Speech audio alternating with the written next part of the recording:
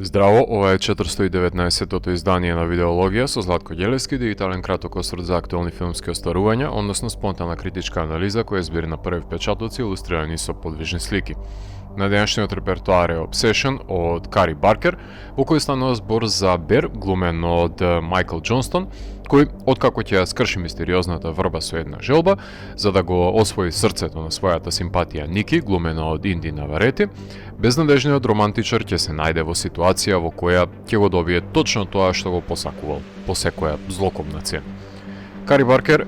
знае какви ресурси има на располагање и затоа вешто е димензионирањето на сценариото во контролирани интериери и со камерна актерска екипа, ситуирајќи го действието помеѓу едно друштво како нуклеус на заедницата и релациите кои се образуваат помеѓу партиципиентите сами по себе, ќе содржат интимистичка димензија со која гледачите лесно би се поврзале. Не е инцидентна популаризацијата на овој филм денес, бидејќи има суптилни индикатори кои асоцираат на една проблематика која е својствена за денешницата, а тоа е маргиналното допирање до инсел културата и замислите кои се создаваат за девојка која мора, дури по цена на надприроден чин да се заљуби во нив, безусловно да ги сака, како да компензираат за недобиената љубов, особено доколку се френдзонирани и им се посочи на врвот на нивната разгаленост дека не може да го поседуваат тоа што нивното кревко его го посакува.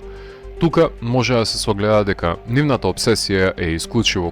конструктот, проекцијата која си ја имаат во главата за љубовта со нивната идеализирана Ники, а не обостран емоционален реципроцитет кој би започнал да гради љубовна врска за тоа што се игнорираат и иземаат во целост чувствата на останатиот учесник во веќе договорената врска. Мора да се истакне прекрасниот актерски перформанс на Инди Наварети, глумејќи ја заробената Ники во телото на другата Ники, со рестриктивна, но сепак сугестивна игра со микрогестикулациите како сигнали на заробеник кој се обидува да излезе од ќелијата, особено во сцената на негодување во ресторанот или пак во грозничавите апсурдни несогласувања кои емоционалната нестабилност која ја манифестира, додека вистинската, исконската Ники би предпоставувал дека е заглавена во своевидна небиднина, некое наменски неприкажано чистилиште, повремено добиваме изблици на тој примордијален ропот кој не може во целост да се скрие во дихотомијата на двете Ники, од каде произлегува отсутноста на иницијалната Ники. Мија Готот Прл и Изабела Аџани од Possession добија конкуренција за доловување на една дисонантно прикажување на лик кој се оддалечува од разумот, каде сведочиме на амбигуитетот на карактер постигнат со фузија од различни тејка, бидејќи Ники поизразито се обидува да пробие во телото на репликантот, да дојде до превласт во дадени сцени, иако само во сон има контрола да го каже нејзиното мнение, истакнувајќи дека всушност никогаш не биле заедно со Бер. Имено, пред да дојде до оваа двосмислица во перформансот на ликот, Ники може би имала чувство за Бер, но оневозможено им е заемништото за тоа што Бер демонстрира кукавичлук за споделување на неговите чувства кон Ники и никогаш нема да ја видиме таа можност за развој на нивниот сооднос на љубовно поле. Бер од очајно фино френдзонирано момче станува искористувач, никаквец во очите на гледачката публика, особено во сцената кога ќе ја слушне вистинската Ники насреде телесната робија на сонетите пространства, кој не сака да ја помогне на Ники, туку сака да биде со неја по секоја цена. Хорор жанрот ја навестува паролата "Сам си го барал", доктрина на која е доследен и филмот на Баркер. Во изведен степен и во останатите пријателства се ставаат под прашање нивните искрени поврзаности или е само погодност која ќе води кон други заскриени цели, како што Иан во релација на Ники има спонтани интимни односи со неа неколку пати кога им одговара, или пак Сара која на секој можен начин се обидува на Бер да му даде до знаење дека е заљубена во него, а не Ники која го смета само за пријател. Но во овие дисфункционални околности мачката и Бер ќе си ја доживеа сличната судбина. Да го пофалам и таткото на Кари, кој го има напишано монологот за Хансел и Гретел на Ники, кој дополнителна доза на аморничавост несе во кадарот и ја подгори за поседнатоста која ја евидентира од цело друштво. Постоечки бил и епилогот во кој сите погинуваат, но Баркер се предомислил и го добиваме тој што го има на филмот, кој секогаш остава простор за непремостивата тежина со која мора да се живее по истечената крв. Го има и Кари Баркер во филмот, но не може да го видите, ама ќе го слушнете кога Бер ќе се јави на телефон на кутијата на желбата со своите поплаки. Тематски е сроден со неколку модерни филмови во кои ликовите исто така се преокупирани со преземање на автономија врз студиото тело, како на пример тоа на Софи Тачер во Companion од 2025, подмолните врски во Флеш од 2022, а во Комични рамки е близок до Руби Спаркс од 2012 или пак обсесивната Обри Плаза во Ingrid Goes West од 2017. Но кога сме на тема обсесивни девојки, знаете дека филмот има богата историја на такви компулсивни ликови, како во Мизери од 90-та, Меј од 2002, Audition од 99-та, може и да се навратиме на еротскиот трилер на 90-тите со Fatal Attraction или пак Single White Women и Boxing Helena. Но мене најголем пандан на Obsession, со кој секогаш ќе го врзувам, ќе биде женската итерација во The Loved Ones од 2009, каде партнер за матура се бираше силум и немаше бегање од таа непогодност. Две личности во едно тело имаше и во The Substance, но таа двојба беше спроведена во рамки на телесниот хорор поджанр на различен начин. Во хорор жанрот, посакувањето на погрешна желба има собствена долга традиција, од поновите Talk to Me, The Monkey, Caveat Oddity, Oculus, Drag Me to Hell, па наназад до Hellraiser, The Craft, Wishmaster, Leprechaun, Waxwork, Pet Sematary и мојот фаворит Стивен Кинговиот Thinner, до епизодите на Tales from the Crypt, Twilight Zone, хорор епизодите на Simpsons, па дури и до ноар хоророт Weird Woman од 1944 година со Лон Чейни помладиот. Така што не измисли топла вода Кари Баркер со овој филм, само ги примени добро познатите хорор конвенции на денешното доба и ги истражи сите можни исходи при исцрпувањето на идејата до максимум. Хорор се вреднува и според практичните ефекти, затоа што тоа е вајарски занает кој го нема во останатите преценети артхаус остварувања, а тука има неколку одсечени крвави напади на тела, како ударите од волан, сечењето на лицето или пак декоративното изложување на мртовци во епилогот кога се интензивира тензијата. Поджанровски е романтична комедија која преминува во хорор за запоседнато тело, но Баркер се двои од останатите режисери затоа што веќе има изградено препознатлив ракурс, што е многу тешко да се постигне.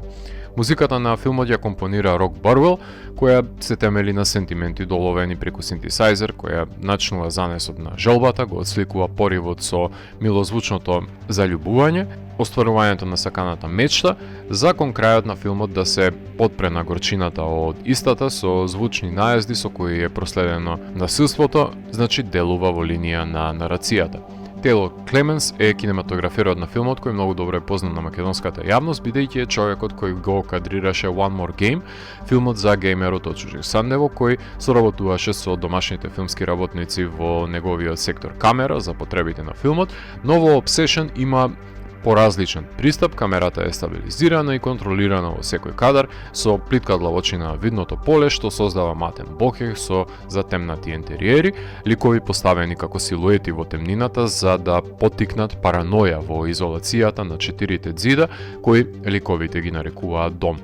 Кари сам си го монтира филмот, што само по себе е ризично, доколку не знае што сака да види во кадар, но филмот го следиме низ перспективата на Бер, значи нема инсерти, остава камерата да тече за да улови последен атом од перформансот на Инди, ама ако си играш со долги кадри ќе сватиш дека нема подобрување на ритам и тон во монтажата, само на сет може да се интервенира, па затоа концизна визија за мерењето и сечењето на кадрите веќе е направено на самото снимање, монтажата е само непосредна екзекуција која режисерот сам ја изведува, иако има простор за кратење по некоја минута.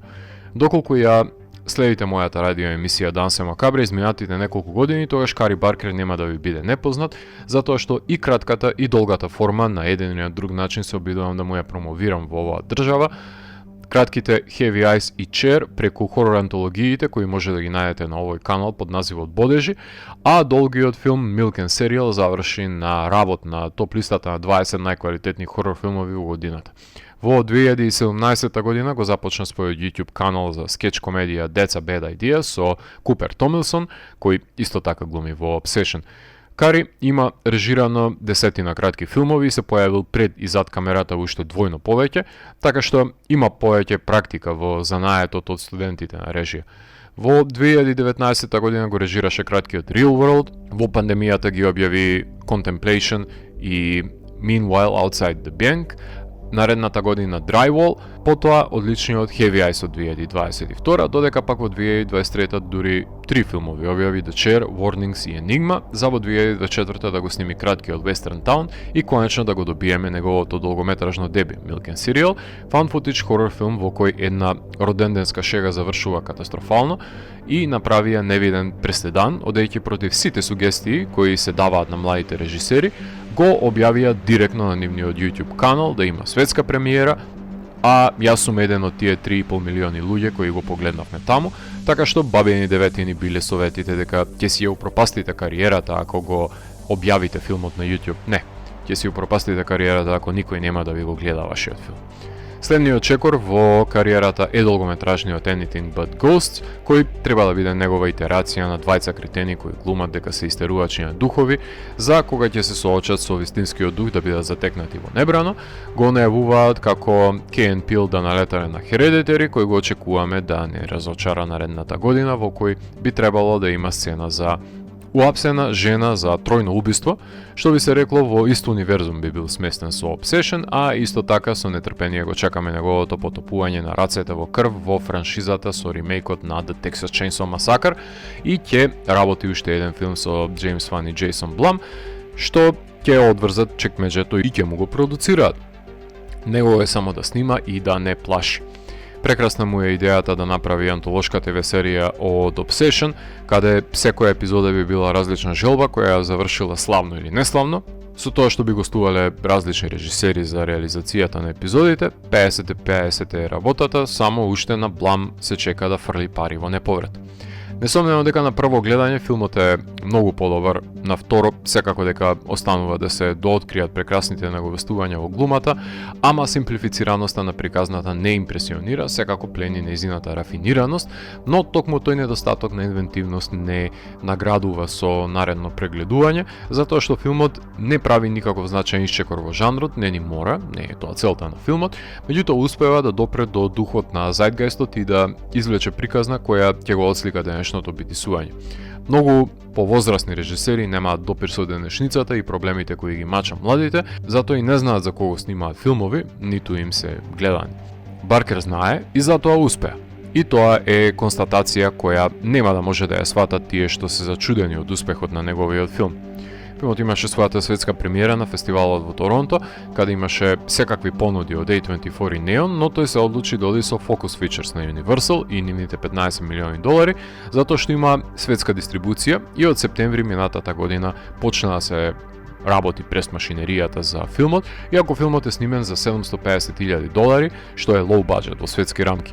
Минатата година играше и беше награден на Sitges, а оваа се прикажа на South by Southwest, Night Visions, Panic Fest, Overlook, Fantasy Film Fest, каде беше восприемен од љубителите на жанровскиот филм, кои ги препозна на неговите квалитети, беше награден и во Сиетл, пред да заврши на кинорепертуарите широм светот, каде заработи $374 милиони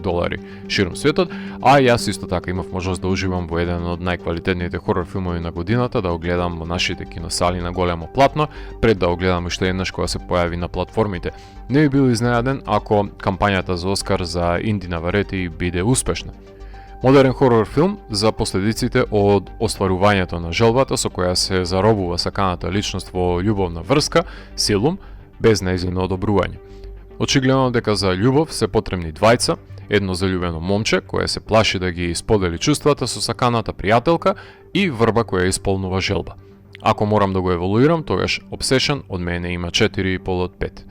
Доколку ви се допадна 419-тото издание на дигиталната архива Видеологија, лајкувајте го видеото, споделете го и следете го каналот. Последете и поснатите рецензии на виртуелната полица. Ви благодарам за вниманието. Поздрав!